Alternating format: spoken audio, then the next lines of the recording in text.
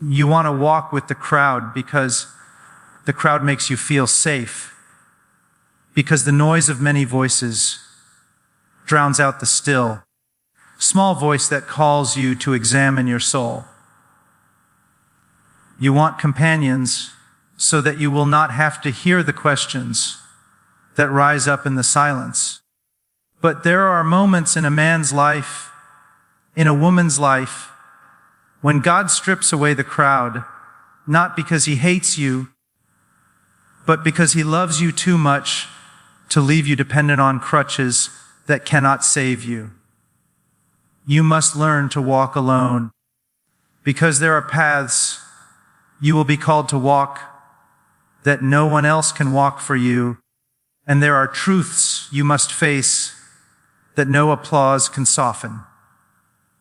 You have been taught to measure your life by numbers. How many stand with you? How many approve of you? How many applaud your decisions? But truth has never been decided by majority vote. The narrow path has never been crowded. If you read the history of men and women who truly walked with God, you will find long seasons of isolation, long nights where the only witness to their tears was heaven itself. They were not abandoned, they were being prepared. God does not shout over the noise of the world. He speaks to those who are willing to step away, to be still, to be alone, and to listen. You must learn to walk alone, because there comes a moment when borrowed convictions will fail you. You can live for a time on the faith of your parents, the passion of your friends, the traditions of your community, but when the fire comes, borrowed faith burns away like chaff. The question will not be who stood with you in the crowd, but who you stood before when the crowd disappeared. In that hour, you will discover whether your faith is a secondhand story or a living reality that has gripped your own heart. There is a loneliness that is destructive, born of pride, fear, and bitterness. But there is a solitude that is holy. It is the place where masks fall off because there is no one left to impress. It is the place where you stop managing your image and start dealing with your soul. Many of you fear being alone because you know what waits for you there: unresolved guilt, unconfessed sin, unanswered questions, a restlessness you have kept at bay with noise and activity. But running from that place will not save you. Only truth can set you free. And truth often meets us when there is no one else in the room. You must learn to walk alone because obedience is personal. No one can obey for you. No one can repent for you. No one can believe for you. You will not stand before God as part of a group, hidden in a crowd, shielded by association. You will stand alone, and the question will be whether you knew him or merely knew about him, whether you followed him or merely followed those who claimed to follow him. That reality should sober you. It should strip away the childish idea that spirituality is a social event rather than a personal surrender. The world tells you that independence is strength, but it lies. What it really offers you is isolation without purpose, freedom without direction, self-rule without truth. Learning to walk alone is not about becoming self-sufficient. It is about becoming God-dependent. There is a vast difference. The one leads to arrogance and despair, the other to humility and unshakable hope. When God removes the props you lean on, it is not so you will fall, but so you will learn to lean on him. Consider how easily you compromise when you fear standing alone, How quickly convictions soften when they cost you acceptance. How often truth is traded for comfort because you cannot bear the thought of being misunderstood. But courage is not forged in crowds. It is forged when you choose what is right while your knees are shaking and no one is cheering. If you cannot stand alone in the small decisions, you will collapse in the great tests. Learning to walk alone is learning to fear God more than you fear people.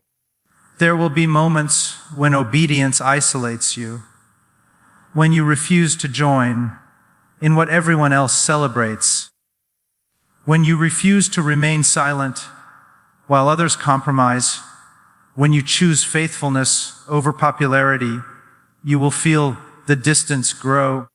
Do not be surprised by this. Do not interpret it as failure.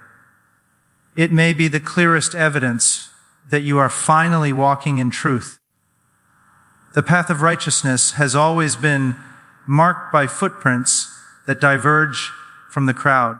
You must learn to walk alone because God often does his deepest work in hidden places.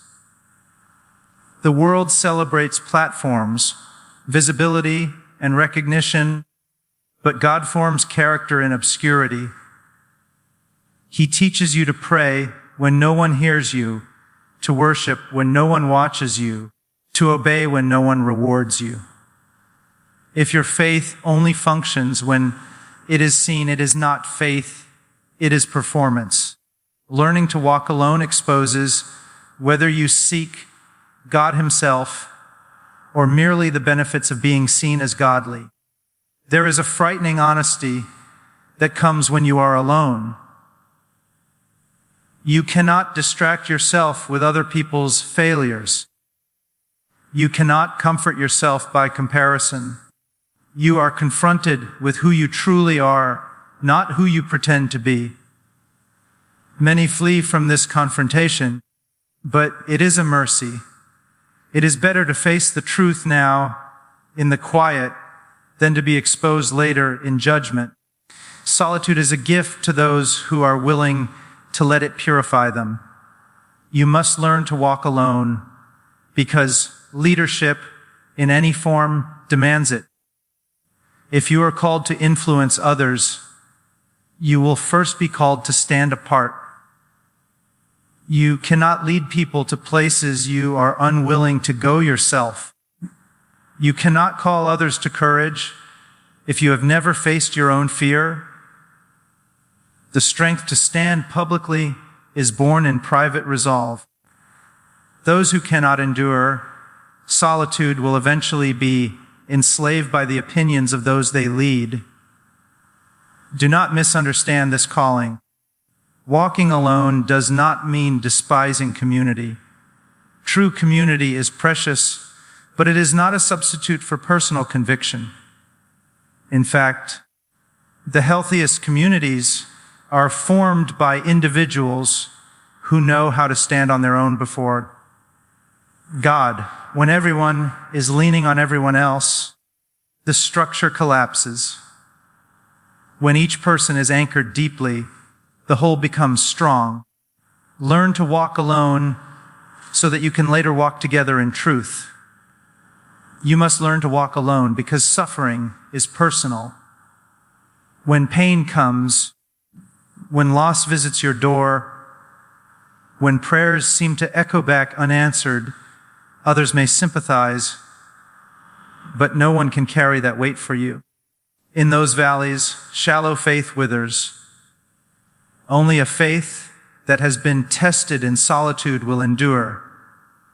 If you have never learned to meet God alone, you will be tempted to abandon him when the crowd can no longer distract you from your grief. There is a refining fire in loneliness. It burns away illusions. It reveals whether your hope is rooted in circumstances or in something unchanging. Many discover too late that their joy was built on approval, success, or comfort. When those things are stripped away, they are left empty.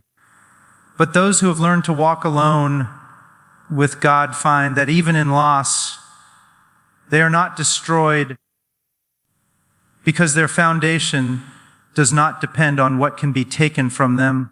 You must learn to walk alone because truth often confronts you before it comforts you. When God speaks, He does not always soothe. Sometimes He wounds in order to heal. He exposes sin, confronts motives, dismantles false security. If you are always surrounded by voices that affirm you without challenging you, you will mistake affirmation for love. Solitude allows the truth to do its work without interference. It gives you space to repent, to change, to be remade. Many of you are busy, endlessly busy, not because your life is full of purpose, but because you are avoiding stillness. Stillness scares you because it reveals what business conceals. But growth does not come from constant motion. It comes from intentional obedience. Learning to walk alone requires you to slow down, to examine your life, to ask hard questions, and to accept hard answers. That discipline is rare, and that is why maturity is rare. You must learn to walk alone because integrity is formed when no one is watching. Anyone can appear righteous in public. Anyone can say the right words when surrounded by the right people. But who are you when the door is closed, when the phone is silent, when there is no immediate consequence for compromise? Solitude reveals the true state of your heart. It shows whether your values are convictions or conveniences. There will be times when you feel forgotten, when obedience seems to lead only to obscurity. In those moments, you will be tempted to measure God's faithfulness by your circumstances. Resist that temptation. Faithfulness is not proven by ease, but by endurance. God's silence is not absence. Often, He is doing a work so deep that words would only distract you from it. Learning to walk alone teaches you to trust Him, even when you cannot trace Him. You must learn to walk alone because the call of God is specific. It is not a generic invitation that fits everyone the same way. What He asks of you may differ from what He asks of others. If you constantly compare your path to theirs, you will either grow proud or bitter. Solitude helps you discern your own calling without the noise of comparison. It teaches you to obey what you have been given rather than envying what others have received. There is a cost to walking alone, and you should not pretend otherwise. You may lose relationships that were built on compromise. You may be misunderstood, labeled, or dismissed. But ask yourself this: what is the cost of not walking alone when you must? What is the price of a life lived for approval rather than truth? In the end, one path leads to temporary discomfort and eternal reward, the other to temporary comfort and lasting regret. You must learn to walk alone because the voice of God is not democratic. It does not negotiate with your preferences. It commands, it calls, it confronts. When that voice speaks, you will either obey or you will look around to see who else is obeying first. If your obedience depends on consensus, it is not obedience at all. Solitude trains you to respond to God directly without waiting for permission from the crowd. The great danger is not that you will be alone, but that you will never be alone long enough to know who you truly serve. A life filled with constant affirmation can be spiritually deadly. It lulls you into thinking you are safe when you are merely surrounded. Learning to walk alone strips away that false security and replaces it with something far stronger, a conscience anchored in truth. You must learn to walk alone because eternity is real. This life is brief, and it will not end with a group evaluation. The excuses that sound convincing among friends will evaporate in the light of ultimate reality. When you stand before God, you will not be able to point to the crowd and say, "You followed them." You will answer for the light you were given and what you did with it. That awareness should drive you to seek a faith that can stand alone. Do not romanticize loneliness, but do not waste it either. When it comes, receive it as a teacher. Let it expose, correct, and strengthen you. Let it drive you to prayer rather than to distraction. Let it deepen your dependence on God rather than your resentment toward others. If you learn its lessons, solitude will not make you hard. It will make you holy. You must learn to walk alone because love itself demands it. To truly love God, you must choose Him even when that choice isolates you. Love that only exists when it is convenient is not love. It is transaction. Real love perseveres in absence, in silence, in cost. Walking alone is often the truest expression of love because it says that God Himself is enough even when nothing else remains. In the end, walking alone is not about isolation, self-importance, or spiritual heroics. It is about faithfulness. It is about choosing truth over comfort, obedience over approval, eternity over the moment. It is about standing firm when everything around you shifts because you have learned to stand before God when no one else was there, and you discovered that in that place you were never truly alone. God forms strength, integrity, and obedience in solitude because solitude removes the illusions that crowds create.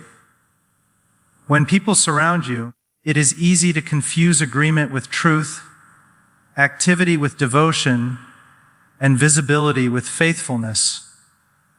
In isolation, those illusions collapse. There is no one to impress, no one to blame, no one to lean on for spiritual momentum. You are confronted with yourself as you truly are, not as you appear to be. That confrontation is not cruelty, it is mercy. A man who never faces himself will never be changed, and a person who is never stripped of false supports will never discover where true strength comes from. Strength is not forged in comfort or applause. It is formed when weakness is exposed and endurance is demanded. In solitude, you quickly learn how fragile you are. You discover how easily your resolve crumbles when encouragement disappears. You realize how dependent you have been on affirmation to keep moving forward. This realization can be terrifying, but it is also the beginning of real strength. Until you know how weak you are, you will never learn to rely on a strength greater than your own. Solitude presses you into that dependence. It leaves you no alternative but to seek help beyond yourself. Many people speak of strength as confidence, boldness, or assertiveness, but true strength is steadiness. It is the ability to remain faithful when emotions fluctuate, when circumstances deteriorate, and when no one is watching. Solitude trains this steadiness. When there is no external pressure to perform, your motivation is tested. Do you still pray when no one will hear about it? Do you still obey when obedience brings no recognition? Do you still stand firm when compromise would go unnoticed? These questions are answered not in public moments, but in quiet, lonely ones. Integrity is also born in solitude, because integrity is who you are when no one is present to hold you accountable. In crowds, behavior can be managed. Words can be chosen carefully. Actions can be shaped by expectation. But in isolation, the heart is revealed. What you pursue when you are alone shows what truly governs you. Solitude exposes double-mindedness, hidden sins, and divided loyalties that community can easily mask. This exposure is painful, but it is necessary. Integrity cannot be added to a life. It must be uncovered and refined. There is a temptation to believe that integrity is proven by public reputation, but reputation and integrity are not the same. Reputation is what people think you are. Integrity is what you are before God. Solitude forces that distinction into the open. Without witnesses, you cannot perform righteousness. Without observers, you cannot rely on image. You either live consistently with what you profess, or you quietly abandon it. This is why solitude is such a severe teacher. It does not allow self-deception to survive for long. Obedience, more than anything, is shaped in solitude because obedience is a response, not a performance. True obedience flows from hearing and submitting, not from being seen. When commands confront your preferences, when faithfulness costs comfort, when the path ahead feels unclear and unsupported, obedience becomes costly. In those moments, the presence or absence of a crowd determines whether obedience is genuine or conditional. Solitude removes the safety net of shared responsibility. You cannot hide behind collective obedience. The choice is yours alone. Many people obey selectively. They obey when it aligns with their desires, when it earns approval, or when it fits neatly into their plans. Solitude dismantles selective obedience. It brings you face to face with commands that do not benefit you immediately, directions that feel unreasonable, and truths that confront your pride. In isolation, excuses lose their power. There is no one to convince, no one to argue with, no one to distract you from the simple question of whether you will submit or not. Strength, integrity, and obedience grow slowly, and solitude provides the time necessary for that growth. Crowds demand immediacy. They reward quick results and visible progress. Solitude, by contrast, works beneath the surface. It allows patience to develop. It teaches you to endure without constant reassurance. It stretches your faith over long periods of apparent silence. This slow process is frustrating for those who want instant confirmation, but it produces something far more valuable than quick success depth. There is a refining quality to solitude that cannot be replicated elsewhere. Like heat applied to metal, it reveals impurities and hardens what remains. Impatience rises to the surface. Pride shows itself. Fear becomes unmistakable. These are not signs of failure. They are signs that refinement is taking place. Without solitude, these things often remain hidden, influencing decisions from the shadows. When they are exposed, they can be addressed, confessed, and corrected. Solitude also teaches discernment. When you are constantly surrounded by opinions, advice, and commentary, it becomes difficult to distinguish truth from noise. You begin to confuse popularity with correctness and consensus with wisdom. In isolation, those voices fade, and you are forced to wrestle with truth directly. This wrestling sharpens discernment. It teaches you to weigh convictions carefully rather than adopting them reflexively. It produces a faith that is thoughtful, tested, and resilient. Another work solitude accomplishes is humility. Nothing humbles a person like realizing how dependent they are when stripped of support. In isolation, you recognize how much of your confidence was borrowed from circumstances and how much of your courage depended on reinforcement. This realization dismantles self-sufficiency. It replaces arrogance with gratitude and presumption with reverence. Humility formed this way is not performative. It is quiet, steady, and genuine. Solitude also exposes motivations. Why do you serve? Why do you speak? Why do you pursue spiritual things at all? When there is no audience, motives lose their camouflage. If your drive was recognition, it will fade. If your commitment was conditional, it will weaken. But if your desire is sincere, solitude will deepen it. What survives isolation is what is real. Everything else eventually falls away. Strength formed in solitude is not loud. It does not announce itself or demand attention. It shows itself in endurance, in consistency, in faithfulness over time. Integrity shaped in solitude is not rigid or proud. It is sincere, transparent, and grounded. Obedience learned in solitude is not mechanical or forced. It is willing, thoughtful, and rooted in trust rather than fear. These qualities cannot be rushed, and they cannot be faked.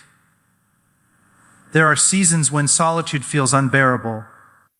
Silence can feel like abandonment. Isolation can feel like rejection. In those moments, it is easy to assume that something has gone wrong. But often, those seasons are precisely when the most important work is being done. When external affirmation is removed, internal foundations are tested. Weak supports collapse so that stronger ones can be built. What feels like loss is often preparation. Solitude teaches perseverance because it removes the emotional highs that come from shared enthusiasm. When excitement fades and routine sets in, perseverance becomes necessary. You learn to continue not because it feels good, but because it is right. This kind of perseverance is essential for a life of obedience. Without it, commitment remains shallow and temporary. Solitude strengthens this perseverance by forcing you to confront boredom, discouragement, and doubt without escape. Integrity refined in solitude becomes consistency across contexts. You are the same person in private as you are in public. Your values do not shift with your audience. Your convictions do not weaken when they are inconvenient. This consistency is rare because it is costly. It requires saying no when no one would know if you said yes. It requires faithfulness when there is no immediate reward. Solitude is where this consistency is tested and strengthened. Obedience shaped in solitude becomes unconditional.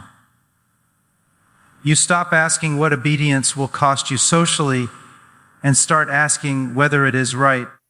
You stop calculating outcomes and start trusting direction. This shift is subtle but profound. It marks the difference between using obedience as a tool and embracing it as a posture. Solitude facilitates this shift by removing external incentives and consequences, leaving only the call itself. Many fear solitude because it feels unproductive. There is no visible progress to measure, no applause to confirm success, but productivity is not always visible. Roots grow in darkness. Foundations are laid underground. What is formed in solitude often becomes evident later, when pressure comes and collapse does not. Strength reveals itself under strain. Integrity reveals itself under temptation. Obedience reveals itself under cost. Solitude also prepares you for responsibility. Those who cannot stand alone cannot be trusted with influence. If your convictions depend on support, they will crumble under opposition. If your obedience depends on encouragement, it will falter under criticism. Solitude strengthens the inner life so that outer responsibilities do not overwhelm it. It ensures that when demands increase, foundations hold. There is also a tenderness formed in solitude. When you have faced your own weakness honestly, you become slower to judge others. When you have wrestled with doubt, you become more patient with questions. When you have endured silence, you become more compassionate toward those who are struggling. This tenderness is not softness, it is maturity. It grows naturally from time spent confronting reality without distraction. Strength, integrity, and obedience formed in solitude are not dramatic. They do not seek attention. They are often unnoticed until they are needed most. But when pressure comes, when temptation intensifies, when compromise is easy and faithfulness is costly, these qualities stand firm. They do not rely on adrenaline or approval. They have been tested in quiet places where no shortcuts were available. Solitude does not mean isolation from others forever. It means allowing seasons where inner formation takes precedence over external activity. Those seasons shape how you engage with others later. You return not dependent, not performative, not fragile, but grounded. You engage from conviction rather than insecurity. You contribute from strength rather than need. The greatest danger is not solitude itself, but resisting its work. When solitude is filled with distraction, its purpose is lost. When silence is avoided, formation is delayed. But when solitude is embraced honestly, it becomes a powerful instrument of transformation. It strips away what is false and strengthens what is true. It does not flatter. It does not rush. It does not compromise. In solitude, strength learns endurance, integrity learns honesty, and obedience learns trust. These lessons cannot be learned in noise. They require stillness, patience, and courage. They require facing discomfort rather than escaping it. They require staying present when everything in you wants to flee.